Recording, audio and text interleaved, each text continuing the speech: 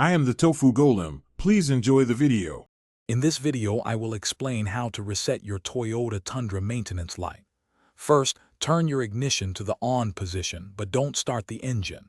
Make sure your odometer shows trip A. You might need to press the trip button to cycle through the displays. This is crucial for the reset process. Once confirmed, turn the ignition completely off. We're just getting started, so follow along closely for the next steps. Now let's perform the actual reset. With the ignition off, press and hold the trip meter reset button.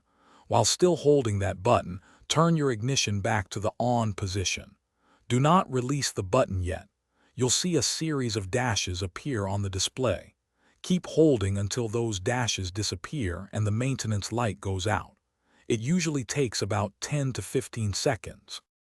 Once the maintenance light disappears, you can release the trip meter reset button. Now, go ahead and start your Tundra's engine. The maintenance light should remain off, indicating a successful reset.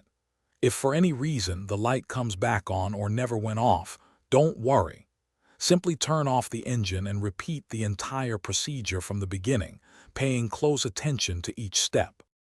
This specific reset method works for a wide range of Toyota Tundra models, ensuring you can keep your vehicle running smoothly. Remember, resetting the light doesn't replace actual maintenance. Always ensure you're performing regular oil changes and necessary service. For more great deals and to check out those darn tough socks with a lifetime warranty, make sure to look for the links in the description below. Thanks for watching and drive safely. Thanks for watching. Consider subscribing if we helped you today.